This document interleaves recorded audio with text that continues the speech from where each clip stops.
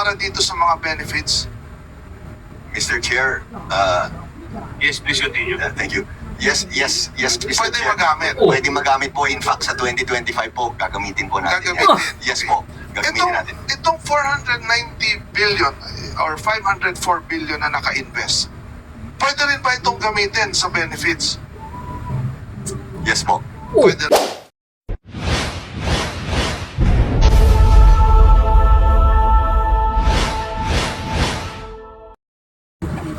Yes, kumusta? Panibagong araw na naman mga ka-Gym 5. Welcome naman sa ating panibagong talakayan, sa ating panibagong usapan. At ngayong araw ay tuloy-tuloy po ang ating pakiramdam at pagsubaybay sa mga usapin ukol nitong nagaganap ngayon pagdinig, no? Hanggang ngayon, andyan pa rin, no? Yung House of Representatives, guys, talaga namang binusisi at tinatanong at nililinaw kung ano talaga ang mga panuntunan at ano pa ang mga programa ng PhilHealth para sa taong bayan. Naku po, alam naman natin, no, na nawalan na ng subsidy ang PhilHealth for 2025 at alam naman rin natin na hindi rin naman maipagkaila sa ating kaalaman na talagang mayroon pang reserve fund ang PhilHealth, kaya nga muntik nang nakuha ito at na ma-transfer sa National Treasury, no, ng Department of Finance, na kung saan gusto sana na sa National Treasury para magamit, no, para sa ibang mga proyekto kasi andyan pa baka naman kung ano yung baka mayroon pang mga nais paglaanan ng pundo na yan at para din sa kaayusan ng lahat. Pero ayun na nga, pagkakaalam natin na hindi na nailipat lahat, no? Hindi na ilipat lahat ngayon dahil sa usapin na yan, nagiging negatibo ang karamihan sa ating mga kababayan simula nung naging tinanggal, di pinaglaanan ng budget, no, di binigyan ng subsidy ang PhilHealth for 2025 nitong paparating na budget, guys, kasi pirma na lang kulang matapos maaprubahan ng BICOM ang nasabing budget for 2025 sa ating bansa. Aminado naman, no, na hindi isinali gawa ng meron naman silang pundo, no, meron naman silang pundo at alam naman natin na hanggat maaari ito sana naman bigyan rin ng panahon at sagot, no, ang lahat ng mga dapat mabigyan ng tulong ditong PhilHealth na ito, lalong-lalo na sa mga miyembro. Kasi ang tanong lang naman karamihan dyan, paano yung mga social, yung mga senior citizens natin, yung mga PWD, na isa sa mga nakapag-benepisyo, guys, nakapag-benefits nitong tinatawag nating subsidy or budget mula sa national government taon-taon, no, subsidiya ampag doon sa programa ng PhilHealth, no? Ngayon, wala pa naman tayong narinig na hindi na pagbigyan. Malay natin sa 2025 magkasama pa rin yung mga yan na mabigyan ng tulong at kung ano-ano pa na mga programa, makakapag-avail din sa mga programa ng PhilHealth yung mga senior citizens, yung ating mga PWDs at kung ano-ano pa, no? Ngayon, guys, tuloy-tuloy, no, ang usapin. Okay, ito, meron taga PhilHealth at tuloy-tuloy yung nagiging hearing, pagdinig ng House of Representatives ukol dito. Si Congressman Lee, if I am not mistaken, no, tinatanong, no, kung ano ba talaga yung iba pang mga maaring maibigay ng tao dyan sa PhilHealth, no, yung mga ipinapromise na angkop doon sa serbisyo na ibibigay ng PhilHealth sa mga nais tulungan nito, no? Ngayon, ito, guys, no, paparinig natin para sa karagdagan ng lahat. Ito ay nangyayari ngayong araw na ito. And the Honorable Franz Pumaren. The Chair would like to recognize the next interpellator, the Honorable Wilbert Lee. Good afternoon, Mr. Chair, and to the PhilHealth and DOH family here. Simple lang tanong ko, Mr. Chair. Little more patience, pero maraming patience po ang namamatay. Ang cost po ng lahat ng ito, kaya nagkaroon ng SIRA subsidy, ay yung delayed sa delay sa pag-increase, pag-expand ng mga benefits, pagtaas Nako. ng benefits, and so on. No? So ibabalik ko lang, ano ba talaga ang cause? Ano ba talaga ang rason? No? Kasi may commitments. Kung natatandaan ninyo, nakakuha po tayo ng commitment, pirmado ng DOH Secretary at ng Presidente ng PhilHealth. Pero nagkaroon din pa rin po ng delay. Meron pa rin po doon sa commitment na hindi po nagawa. No? Aha. Mayroon po nung commitment nung October, nung November, ngayon December, mayroong commitment. Yung board meeting po kagabi, hindi rin po lahat na-cover yung commitment. So ang gusto ko lang malaman dito, Mr. Chair, what is the reason ba talaga? Yun. Because when this commitment letter was signed, napag-usapan po ito before ito pinirmahan na kaya po itong gawin. So ano ba talaga yung rason? And I think, Mr. Chair, ang Universal Healthcare Law po, ito pong mga ginagawa po natin, hindi lang po ito PhilHealth, dapat siguro nandito rin ang DOH, no? Siguro in the next hearing, yes, We have a representative from DOH. so yung pong representative ng DOH dito, Mr. Chair, gusto ko lang i-put into record na yung sasabihin niya, ayun din po yung desisyon ng ating pong Health Secretary. No? Can I get that na yung kung anong sagot po ng or commitment ng representative ng DOH Secretary dito, yun din yung magiging commitment ng Secretary. Meron bang authority yung representative ng DOH Secretary here? Maganda magkalinawan, no? Representative of DOH, Oh. please answer. Thank you. Sound check. Thank you, Mr. Chair. This representation is fully authorized by the Secretary of Health. Yes, fully noted, Mr. Chair. Thank you. So, going back, baka dapat nating tingnan siguro dito talaga, ano ba talaga yung nagiging cause ng delay? Yun. I understood. Mayroon mga actuarial team, may actuarial team na dapat tumingin, ina-identify yung mga benefits. Kasi wala po tayo dito ngayon, Mr. Chair, hindi po mangyayari yung zero subsidy na to kung lahat po ng pondong ito ay nagamit. No? So, Yun yung isa sa mga dahilan na, ayun, sa isang kongresista, guys. Yung delayed, yan yung isa sa mga dahilan kung bakit naging zero budget for 2025 ang PhilHealth.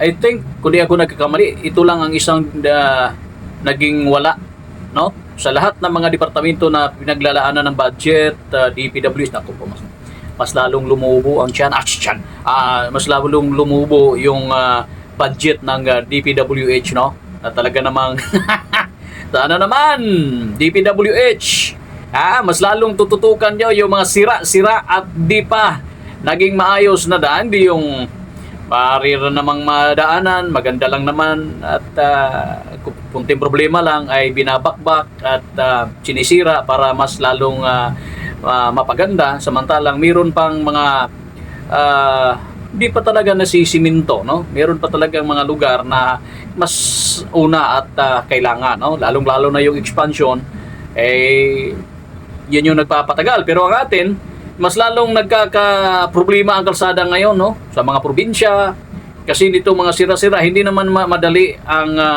mag-ayos nito. Kaya isang problema din ito sa mga commuters, sa mga motorista, no? Sa lahat ng mga dumadaan dyan sa mga national highways na yan.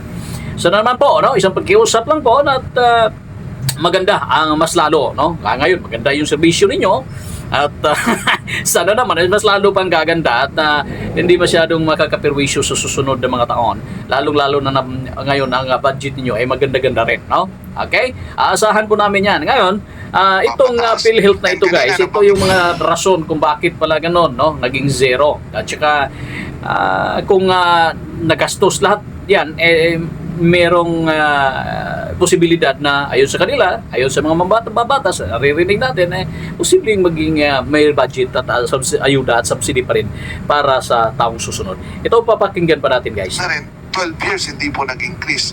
So ano po yung mga dapat gawin ba ng Kongreso para hindi na ito maulit? No? Na hindi nag-i-increase ang mga case rates ng ACR ng ganong katagal. No? And ano ba ang pwedeng magawa pa matulong ng Kongreso? No? Paano ba talaga yung proseso nito, Mr. Chair? Kasi napofocus po tayo doon sa pondo, sa lahat. siguro dapat nating tingnan dito, paano ba talaga ito masisiguro natin na magamit na talaga ito? Hmm. Ano ba yung paraan na kayang gawin ng Kongreso para masiguro na itong mga pondong ito ay talagang magamit? Mr. Chair. Yes, you're recognized. Thank you, Mr. Chair. Mr. Chair, I just want to reiterate, I think there's a list of proposed amendments for the UHC law. PhilHealth is Yan ang fully supportive, pagproblemang lalo. 100% supportive on those amendments po. No. Thank you, Mr. Chair. Mr. Chair, yes, yung amendments naka-incorporate doon. Isa nga doon na pinopropose natin yung review, no, annual review of the case rates, no. Tama po yun, no. Pero habang wala po yun, no, kasi yun na nga, no, a little more patience, hindi po natin pwede ito na ibigay ng patience na to. Ang gusto po natin dito, with all due respect to PCO Mandy, ano ba yung pwede nating gawin dito para ito ay mapabilis, no? Ano ba talaga ang rason ng delay na ito? I mean, kung dito sa Kongreso, sa Senado, kung minamadali po yung budget, kaya po mag-hearing araw-araw hanggang madaling araw. Ano ba talaga yung rason? Ano ba ang rason bakit hindi natin ito magawa? Dahil sabi ko nga, minuto ho, dito habang nag-hearing tayo rito, meron ho tayong kababayang namamatay. Dahil ayaw magpadala sa ospital dahil walang pambayad. Exactly. Mangungutang. Oh. Mababaw sa kahirapan, malulugmok lalo sa kahirapan. So, hindi ba natin Kasi naman, no, kapag magpapadala ka sa ospital, hindi naman lahat nako-cover ng PhilHealth ang bayarin, no?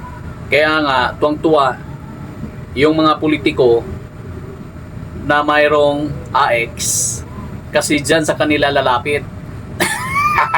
Siyempre, kung parating na ang eleksyon, ang tao, yung tatanaw ng utang na loob, siyempre, makakakuha rin ng atensyon. Which is, maganda rin naman. Dahil merong naibigay na tulong para sa taong bayan. No? Lalong-lalo na sa mga local government unit na yung nasasakupan. Maganda yon. Kaya, kung merong budget pa rin ang AIX ngayon, guys, aside pa dun sa tinatawag na yung ayuda para sa kapusan kita, maganda, no? Maganda. Pero yung PhilHealth dapat ang nangunguna sa pagbibigay ng magandang serbisyo. No? Sana naman, no? Maganda naman rin naman, pero kulang, di ba? Iyon nga yung dahilan kung bakit nagiging zero ngayong 2025. Ayun sa kanila.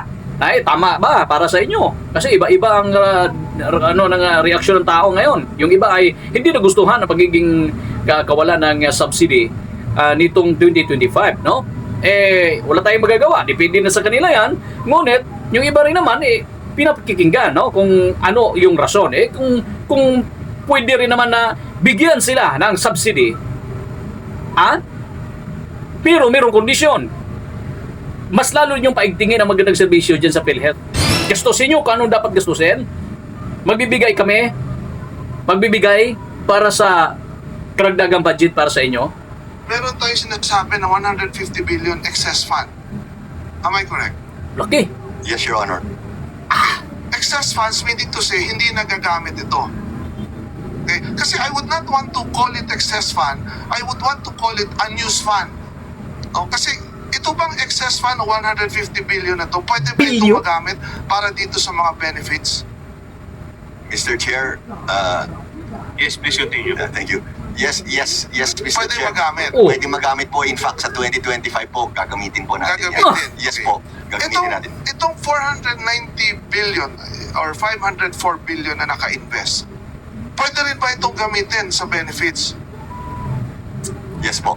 Pwede rin. Yes po. So therefore, 500 plus 150, we have 654 billion pesos na pwedeng gamitin. 600 plus billion exist funds mga ka-Gym 5.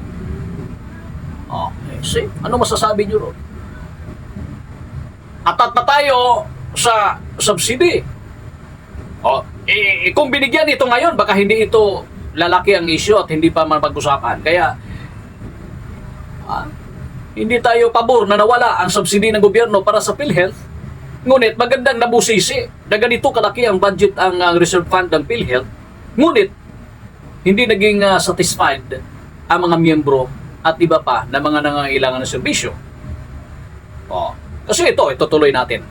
Para sa benefits, para bayaran, para mawala yung mga out-of-pocket expenses ng ating mga kababayan. Am I correct? Mr. Chair, just want to make a quick clarification. No? SVP Renet will clarify on the, sorry Mr. Chair, on your last query on the 500 billion. Go ahead, sir. Mr. Chair. O yun. Mas maganda yung ganitong hearing kasi pagka magkaalaman guys, no? Para magkaalaman mga ka-Gym 5 kung ano ba talaga. So 600 plus billion na yan, maaari bang sinabi niya, maaaring gamitin sa 2025, maaari nang gamitin. Ito, kaya naguguluhan tayo, bakit kaya mayroong, anyways, mas maganda naman, no? Kung mayroong mga pinaglalaanan, baka mayroon silang pinaglalaanan na ipopurchase at kung ano-ano. Ayan, pakikinggan natin guys, tutuloy natin. Yes, Mr. Lim Siaco. Maraming salamat, Mr. Chair. Mr. Chair, the reserve fund and the surplus of 281 and 150, ang kanyang backup na ito on the part of the asset side na pwede natin gagamitin ay itong investment po natin. Meaning, itong gagamitin natin for year 2025 as mentioned by PCO Mandy na 150 billion ang kanyang katumbas na pera na gagamitin natin pambayad sa benepisyo ay itong nasa investment po natin. That lalabas ang investment na ito, lalabas itong pondo na ito pambayad sa mga benepisyo na babayaran po natin from the source of fund na surplus and the contribution estimated for the year 2025, Mr. Chair. So hindi po natin siya i-add up po. Stick up, Mr. Okay. Chair. For clarification lang, no, Mr. Chair. Gusto ko lang malaman, magkano talaga ang pondo na pwede natin gamitin Yun. sa pagpapalawak ng mga benepisyong ito? Magkano ba talaga? Kasi ang dami ng figures na lumalabas, no? So nakakalito na. So magkano ba talaga yung pwede nating gamitin, no? I have read kanina or yesterday, na-approve daw ng board na gawing 254 billion, if I'm not mistaken, yung gagastusin for next year, no? So, ang gusto ko malaman, yan na ba talaga ang pera lang na pwede natin gamitin or galawin Yun. for next year? Mr. Chair. Please continue. Mr. Chair, maraming salamat po. Ang pera na po pwede natin gamitin para sa year 2025, number one, ito yung excess fund na 150 plus yung estimated na premium collection natin, contribution of 203 billion pesos. So this is 350 billion pesos, Mr. Chair. 350, more or less. Now, for year 2025, as approved by the board yesterday, COB or corporate operating budget for benefit expense ay 271 billion, Mr. Chair. This is initial approval of the board, Mr. Chair, because with the expansion of benefit as mentioned by PCO Ledesma, that 50% in some other benefit packages, expansion of benefit packages, Mr. Chair, based on the actuary calculation, Mr. Chair, aabot siya ng 440 billion. So, Mr. Chair, ito yung tinitingnan po natin sa implementation in the year 2025, Mr. Chair, as to the finances po ng PhilHealth, Mr. Chair, that as mentioned by PCO Ledesma, aggressive na pagpapataas ng benepisyo and pagpapalabas ng pondo po pambayad sa benepisyo ng ating kapwa Pilipino, Mr. Chair. 'Yun. Mr. Chair, 440 billion aabot for next year. Yes, Mr. Chair. Okay?